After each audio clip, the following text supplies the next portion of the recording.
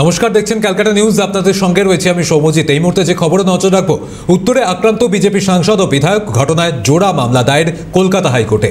নাগরাকাটায় আক্রান্ত হন বিজেপি সাংসদ খগেন মুর্মু ও বিধায়ক শঙ্কর ঘোষ। ঘটনায় জোড়া মামলা দায়ের হলো কলকাতা হাইকোর্টে। সিবিআই এবং এনআইএ তদন্ত চেয়ে মামলা দায়ের বিজেপির রাজ্য কমিটির সদস্য বাপি গোস্বামীর।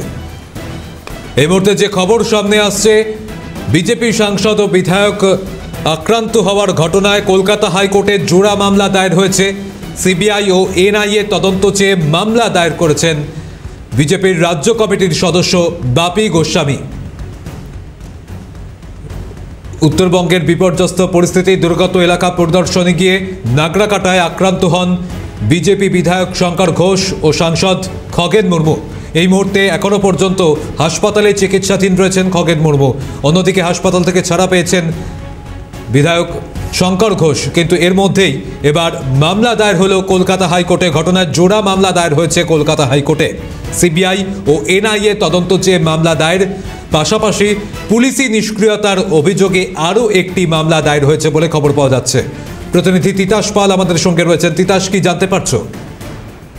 সৌম্যজিৎ, এই নাগরাকাটা এলাকায় বন্যাত্রাণ বিলি করতে গিয়ে বিজেপি সাংসদ খগেন মুর্মু বিধায়ক শঙ্কর ঘোষের উপর হামলার অভিযোগ উঠেছিল। সেই ঘটনায় ইতিমধ্যেই কিন্তু 5 জন গ্রেপ্তার হয়েছেন, তারা পুলিশ হেফাজতে রয়েছে। কিন্তু এই ঘটনা এখন কিন্তু অন্যদিকে মোড় নিয়েছে, যেটা আমরা জানতে পারছি বিজেপি দল সূত্রে, যে বিজেপির তরফে কিন্তু ইতিমধ্যেই জোড়া মামলা করা হয়েছে হাইকোর্টে। একটি মামলা করেছেন বিজেপি রাজ্য কমিটির সদস্য তথা প্রাক্তন বিজেপি জেলা সভাপতি বাপি গোস্বামী। তার মামলায় তিনি দাবি করেছেন এই ঘটনার প্রকৃত তদন্ত হচ্ছে না, সেই জন্য সিবিআই এবং এনআইএ কে দিয়ে এই ঘটনা তদন্ত করাতে হবে। এই দাবিতে কিন্তু তিনি মামলা করেছেন। আগামী 14ই অক্টোবর সেই মামলা শুনানি হওয়ার সম্ভাবনা রয়েছে হাইকোর্টের ডিভিশন বেঞ্চে। পাশাপাশি কিন্তু আরো একটি মামলা দায়ের করা হয়েছে, সেই মামলাটিও হয়তো এই মামলার সঙ্গে একই সঙ্গে শুনানি হওয়ার সম্ভাবনা রয়েছে।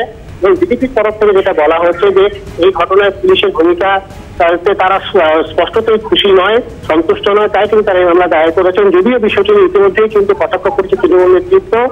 তাদের যেটা বক্তব্য যে আদালতের কাছে কিছু দ্বারস্থ হতেই পারে, কিন্তু পুলিশ তার ভূমিকা পালন করেছে এবং এই ঘটনায় যে ব্যবস্থা নেওয়া হচ্ছে তা ইতিমধ্যেই পুলিশ নিয়েছে বলে কিন্তু তৃণমূল নেতৃত্বের কাছে। সমাজিক ধন্যবাদ তিতাস। বিজেপি নেতৃত্ব কি বলছেন শোনাবো আপনাদের। পশ্চিমবাংলায় মমতা ব্যানার্জি সরকারের রাজত্বে 6 বছর থেকে 60 বছর, 60 থেকে 80 বছর কেউ নিরাপদ নয়।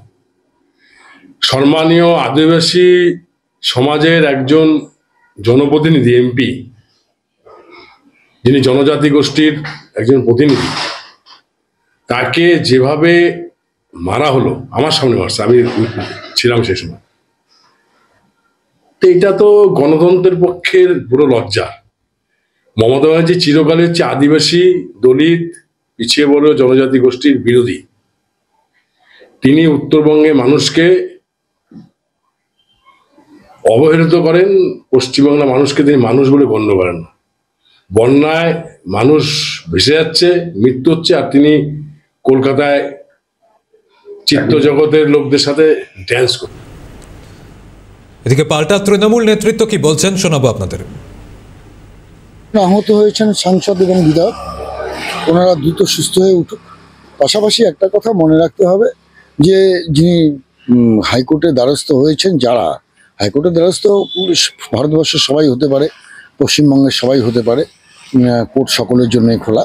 পাশাপাশি একটা জিনিস মাথায় রাখতে হবে যে ঘটনাটা মিরিক, নাগরাকাটা বা উত্তরবঙ্গের উত্তরবঙ্গে যে ভয়াবহ বন্যা হয়ে গেল, তো সেখানে তো নরেন্দ্র মোদী এসে বোম ফেলে যায়নি যে সেখানে এনআইএর দাবি করা হবে, বা সেখানে সেরকম কোনো অগ্নিসংযোগ সেখানে হয়নি যেখানে আপনার এনআইএর দরকার আছে। আর সিবিআই যদি এখন মনে করেন যে কারো সাইকেল চুরি হয়েছে, সেই ব্যাপারে যদি কেউ সিবিআই দাবি করে, সেটা কোনো সময় কাম্য না। তো বিজেপি এখন সিবিআইটা নিজের ঘরের একটা পৈতৃক সম্পত্তি মনে করে তারা সিবিআইটাকে সাইডের পরে দেখবেন যে যদি কারো সাইকেল চুরি হয়, সেখানেও দেখবেন শুভেন্দু অধিকারী, এই বাপি গোস্বামী, এদের মতন যারা নেতা আছে বিজেপির, তারা সিবিআই দাবি।